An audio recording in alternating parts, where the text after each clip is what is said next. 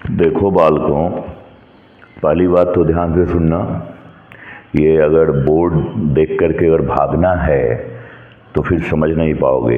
पहले कुछ basic concept है। ये IIT 2026 अप्रैल का पूछा गया क्वेश्चन है, शिफ्ट 1 का 5 अप्रैल का, और ये डिटरमिनेंट टॉपिक का है।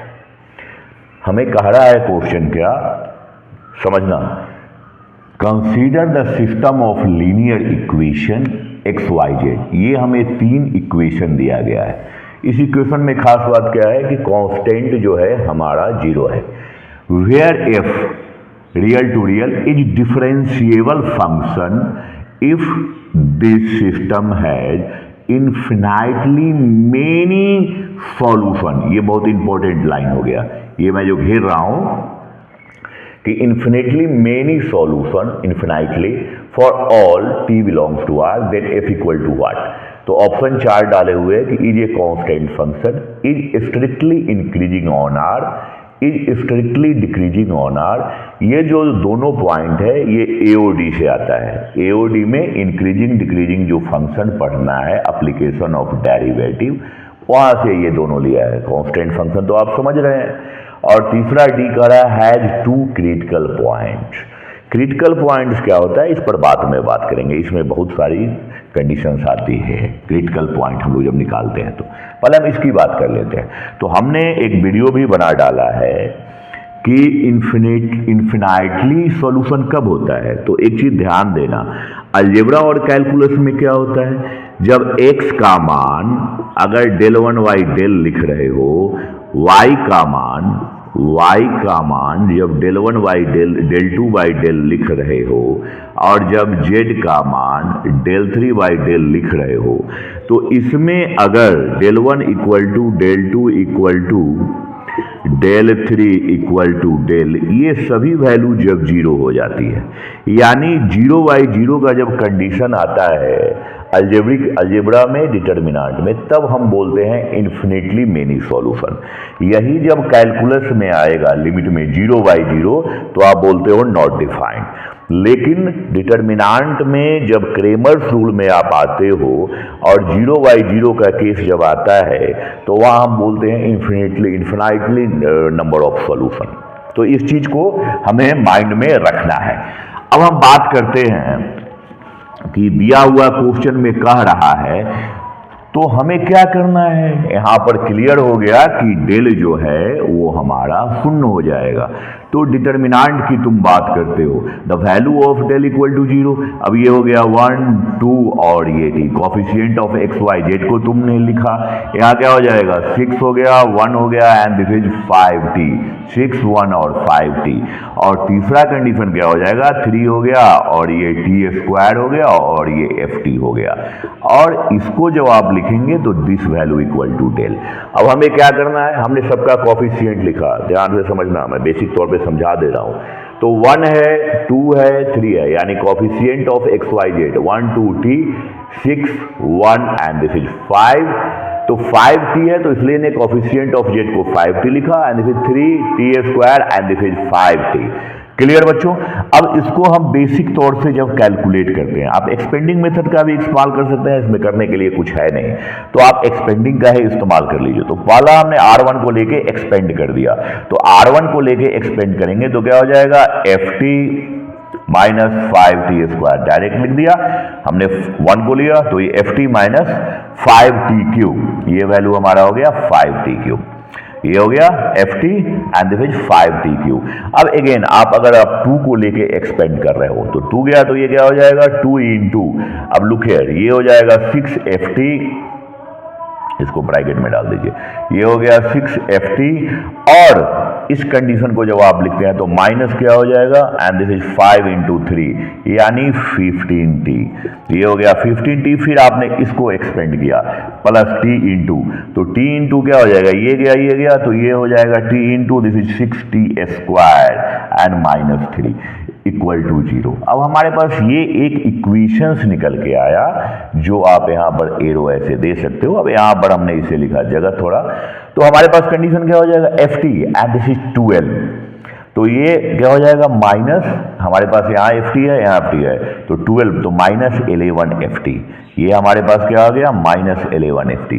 फिर आपने इसको देखा और इसको देखा कि टी क्यू अब हमारे पास कहाँ कहाँ है, तो यहाँ है 6 क्यू, तो 6 क्यू तो आप क्या लिख सकते हो 6 क्यू एंड माइनस, तो ये हो गया प्लस, ये हमारा हो गया टी क्यू, ये 6 क्यू और माइनस 5 क्यू। फिर आप इसको आगे सबको ओपन करते चलते हैं, तो ये हमारे पास कितना हो जाएगा, ये प्लस हो गया, यानी ये हो गया 30t, और ये क्या हो जाएगा माइनस, ये कितना हो जाएगा बच्चों 3t इक्वल टू 0। तो हमारे पास यहाँ एक कंडीशंस निकल करके आया जो आप, तो यहाँ एक बेसिक हमारे पास इक्वेशन आया, डायरेक्ट लिख लेते हैं, इसको हमने इस तरफ कर लिया, तो हमारे पास क्या आ गया कि एफ टी इक्वल टू, ये क्या हो जाएगा टी क्यू और प्लस टी क्यू और प्लस ये हमारा हो गया 27t और बटा 11, हमने 0 के उस तरफ ले गया, तो हमने कुछ नहीं किया, इस पॉइंट को उठा के इधर कर दिया। अब हम इस क्वेश्चन को तो ऊपर मिटा ही सकते हैं, तो उस पर हम बात कर लेते हैं। तो हमने इसको क्लीन कर लिया ताकि हमें लिखने में सहूलियत हो जाए। यहाँ पर हम लिख लेते हैं इसको ऊपर। हाँ, अब देखिए हमारे पास जो इक्वेशन आया जिसकी हमें बात करना है, तो हमारे पास क्या आ गया कि एफ टी और equal to T Q plus 27 and this is T and by 11। अब देखिए जो बच्चे पढ़ चुके हैं एओडी वो जानते हैं स्ट्रिक्टली इंक्रीजिंग और डिक्रीजिंग करने के लिए हमें क्या करना पड़ता है, डेरिवेशन डिफरेंशिएशन करना पड़ता है। इसको जब आप डिफरेंशिएट करेंगे तो क्या हो जाएगा 1/11 साइड हो गया, this is 3t² and plus 27 u plus v का बेसिक कॉन्सेप्ट हमने लगाया, ये डिस्कशन करने की जरूरत ही नहीं है। अब हमने क्या देखा कि this value because this is t², this is positive sign, तो ऑलवेज ग्रेटर देन 0। आपने क्या देखा कि आफ्टर डिफरेंशिएशन जब हम इस फंक्शन का जो हमें प्राप्त हुआ एफ टी, तो एफ टी जो हमें मालूम हुआ उसको हमने जब डिफरेंशिएट किया तो स्ट्रिक्टली इंक्रीजिंग हो गया, यानी ऑलवेज ग्रेटर देन 0। तो ये हमारे पास कंडीशन क्या हो गया, ऑप्शन बी आपके करेक्ट आंसर हो जाएंगे। ये आपका समझ में आया। यहाँ 2 पॉइंट इस क्वेश्चंस में 2 पॉइंट इंपॉर्टेंट था। पहला कंडीशन क्या था, इसको मिटा दिया, ये अभी जो है सो है। तो इंपॉर्टेंट था इन्फिनाइटली मेनी सॉल्यूशन। जैसे ही ये आएगा तो आपके माइंड में ये आना चाहिए कि del x del Y del Z and del all are equal to 0 and then तो आप क्या करेंगे, डेल को इक्वेट करेंगे 0, एफ टी निकल जाएगा और एफ टी निकल गया तो उसको डिफरेंशिएट करेंगे। अगर ये ग्रेटर देन 0 आता है तो स्ट्रिक्टली इंक्रीजिंग, अगर ये लेस देन 0 आता है तो स्ट्रिक्टली डिक्रीजिंग। अगर ये कोई नंबर्स होता, टी यहाँ नहीं आता, and that is called constant function. तो ऐसे ये कार्य करता है। तो ये क्वेश्चन कंप्लीट हुआ।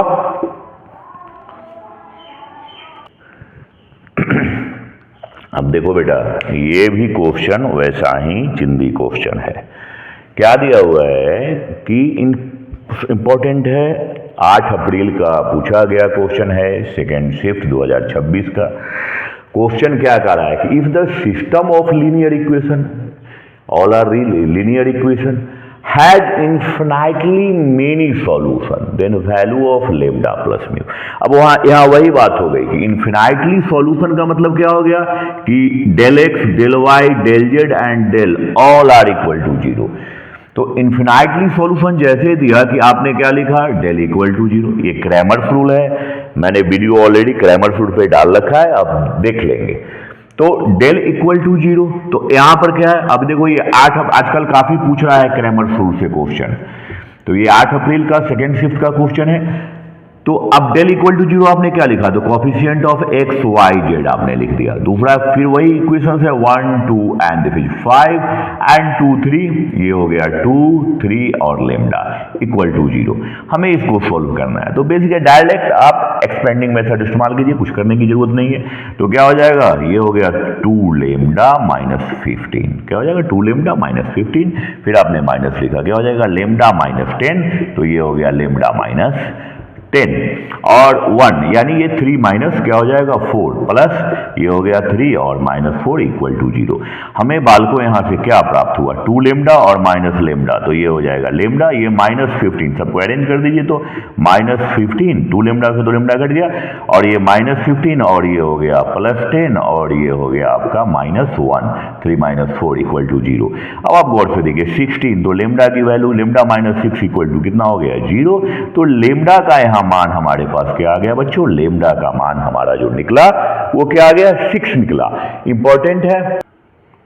तो अब लेमडा का मान निकल गया, अब हम क्या करते हैं, हमें म्यू का मान चाहिए। अब गौर से देखेंगे, हमें लेमडा इग्नोर करना है, हमें म्यू चाहिए, तो हम क्या लिखेंगे, ऑल आर इक्वल टू 0 है, तो डेल जेड इक्वल टू भी 0 हो जाएगा। डेल जेड क्या होगा, जो इसमें है वो पार्टिसिपेट नहीं करता। 1 2 याद रखिएगा, अगर हम x का ले रहे हैं तो x का कॉफिशिएंट पार्टिसिपेट नहीं करता, तो 1 1 क्या हो जाएगा, 1 1 हो गया, 1 1 2, ये 1 हो गया, ये 2 हो गया, ये 3 हो गया, जेड के कॉफिशिएंट पार्टिसिपेट नहीं करेंगे, 6 10 और ये क्या हो जाएगा, म्यू हो जाएगा। सेम प्रोसीजर एक्सपेंडिंग मेथड आप इस्तेमाल कर रहे हो, तो क्या लिखोगे 2 म्यू माइनस हो गया 30, फिर आपने इसका लिखा -1, जैसे ही -1 लिखा कि ये हो गया म्यू -20, ये इसके साथ, ये इसके साथ, और तीसरा कंडीशन में जैसे ही आपने 6 लिया, सॉरी ये 6 है हमारा, तो कंडीशन क्या हो जाएगा 3 - 4, सेम वे 3 - 4 इक्वल टू 0।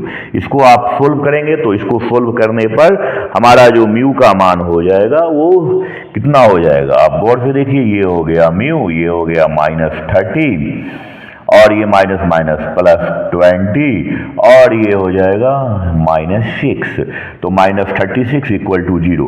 तो बच्चों हमारे पास म्यू का मान क्या आ गया, मैं यहाँ घेर के लिख देता हूँ, नीचे जाएंगे तो हो सकता है आपको 9 दिखे, तो म्यू इक्वल टू हो गया 16। हमने इसको सोल्व किया तो 30 और ये तो ये -36 और 20, तो 16 आ गया।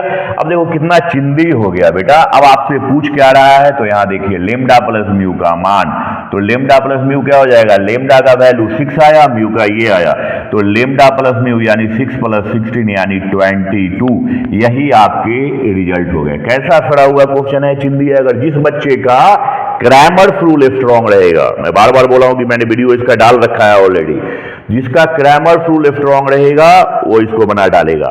कंफ्यूजन कहां होती है इसमें कि यहां पर एक कंट्राडिक्शन है कि अलजेब्रा में अगर दिया हुआ है कि x की वैल्यू कि डेल x बटा del and that means 0/0 called infinite number of solution, यह क्या हो जाएगा इन्फिनिटली मेनी सॉल्यूशन। लेकिन यही अगर तुम कैलकुलस में जाते हो लिमिट में और 0/0 आ जाता है तो उस कंडीशन को हम लोग क्या बोलते हैं कि नॉट डिफाइंड, मतलब ये हम बोलते हैं कि भाई 0/0 जो है स्वैप नहीं निकाला जा सकता है। दोनों के अलग अलग कंडीशन है।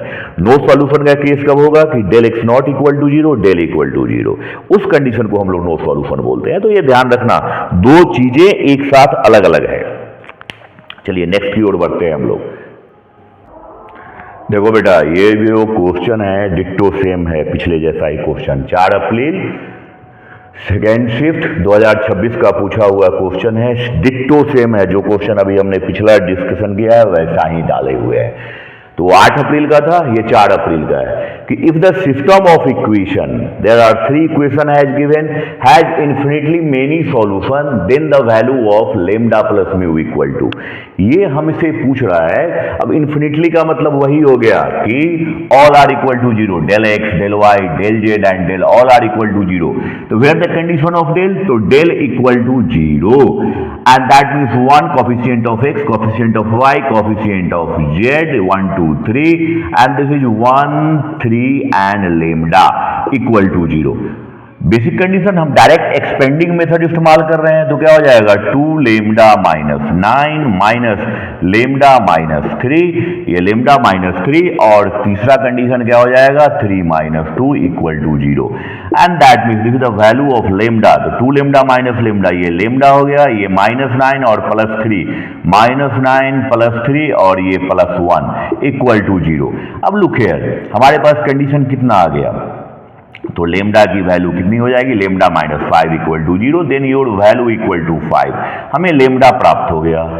हमने सिंपल इन्फिनाइटली जो बार बार मैं बोल रहा हूं कि all are equal to zero, del x del Y and del Z, हमें लेमडा मिल चुका है। अब हम दूसरी कंडीशन डेल जेड को लिखते हैं कि del Z equal to zero, and जिसकी हम बात करेंगे उसके कोफिशिएंट पार्टिसिपेट नहीं करेंगे। तो 1 1 1 1 2 3 and this is constant term 5 9 mu and value equal to zero. Same condition expanding method का आप इस्तेमाल करेंगे तो क्या हो जाएगा 2 म्यू माइनस 27 और -1, तो ये हो जाएगा mu minus 9 and plus 3 minus 2 equal to zero. अब इसको आप सोल्व करें तो क्या हो जाएगा, ये हो गया आपका म्यू, आपने सब्ट्रैक्ट कर दिया, ये -27 तो ये क्या हो जाएगा -18, -27 प्लस 9 हमने डायरेक्ट लिख दिया 18, और ये क्या हो जाएगा हमारे पास +1 एंड इक्वल टू जीरो। तो म्यू की वैल्यू क्या हो गई बच्चों 17, म्यू हमारा 17 निकला। अब देखिए कितना बेसिक कंडीशन आया, ये कितना हो जाएगा, म्यू की वैल्यू हमारे पास जो है बेसिक। एक चीज बच्चों यहाँ पर ये 5 है तो मैं यहाँ 5 लिखना भूल गया हूँ, ये लिखे, तो ये क्या हो जाएगा 5 हो जाएगा, तो 5 हो गया तो ये हमारा आ गया 13। अब आपका लेमडा प्लस म्यू निकालना है, मैं यहाँ साइड में लिखता हूँ, स्पेस मुझे दिख रहा है, तो ये हो गया बेटा लेमडा प्लस म्यू, और लेमडा की वैल्यू आपको मालूम है लेमडा 5 है, तो आपने लिखा 5 और म्यू है 13, यानी ये दोनों मिला के हो गए 18, ऑप्शन हो जाएंगे आपके ए। तो आप देखिए आपको बस एक चीज माइंड में रखना है कि जहां कहीं भी क्रेमर्स रूल में इन्फिनाइटली मेनी सॉल्यूशन दिखे तो del x, del Y, del Z and del all are equal to zero. Del Z निकालते समय ध्यान रखेंगे कॉफिशिएंट ऑफ जेड पार्टिसिपेट नहीं करेगा, अगर डेल एक्स निकालेंगे तो कॉफिशिएंट ऑफ एक्स पार्टिसिपेट नहीं करेगा, अगर आप डेल वाई निकालने जा रहे हो तो वहां पर कांस्टेंट ऑफ वाई पार्टिसिपेट नहीं करेगा, और जो पार्टिसिपेट नहीं करेंगे उसके जगह पर कांस्टेंट आ जाएंगे। तो ये छोटी छोटी चीजें अगर माइंड में रखेंगे तो जी मेंस के क्वेश्चन यूं बनेंगे आपसे। देखो बेटा हमने अपने बच्चों को भी बताया था कि इससे काफ़ी क्वेश्चन हर साल आ रहा है। देखो ये 2 अप्रैल 2026 शिफ्ट 2 का क्वेश्चन है, और वही है infinitely many solution. Infinitely many solution का हमने क्या बात किया है कि all are equal to zero, यानी del x, del Y and del z all are equal to zero, del भी जीरो, मतलब चारों के चारों जीरो हो जाएंगे। तो सिंपल ए बी निकालो और डाल के देख लो कि कौन से स्ट्रेट लाइन पे स्थित है, तो यहाँ डेल को जीरो करो। सबसे पहला काम हम क्या करेंगे कि डेल को जीरो करेंगे। तो हमारे पास डेल क्या है, तो डेल लिखो, del equal to zero and 1 5 6 2 3 4 और ये हो गया 1 6 और ये हो गया a and this value equal to zero. Simple expanding method क्या करेंगे, ये हो जाएगा 1 इंटू 3a माइनस 24, ये हो जाएगा -5। अब देखो हमने ये लिया तो ये पार्टिसिपेट नहीं किया, तो इसलिए 3a और -24, ये लिया तो ये पार्टिसिपेट नहीं किया, तो 2a -4, और अगर 6 ले लेते हो तो कंडीशन क्या हो जाएगा 12 - 3 equal to zero. 12 - 3 equal to zero. अब यहाँ से आपकी a की वैल्यू निकल गई, आप निकाल सकते हो, तो क्या हो जाएगा 3a और -24 -10a +20 +72 और -18 इक्वल टू जीरो। अब कैलकुलेशन कर लेंगे हम लोग, तो ये क्या हो जाएगा हमारा, ये सब्ट्रैक्ट हुआ तो -7a। अब ये हमारे पास हो गया -7a। अब इसको देखें आप, तो ये हो जाएगा, ये दोनों गया तो ये हो गया -4 सिंपल, और ये 54, तो ये हमारा कितना हो जाएगा +54, ये कंडीशन हो जाएंगे 54।